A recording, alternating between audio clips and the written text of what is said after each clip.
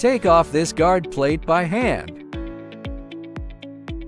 Remove the plug cable. Press these sides with your hand to take it off. Take the handlebars off.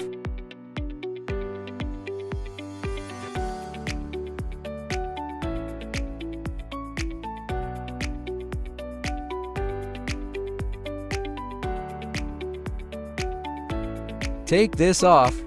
The start plug. Take this plug off. Start the plug and connect it to the vehicle plug.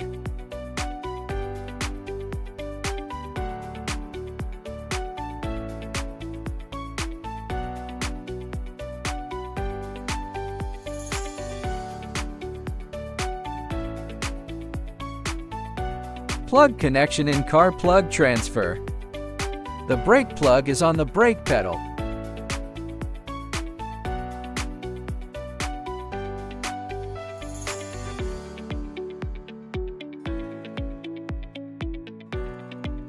Then connect the control plug to this place. Put it in and connect it.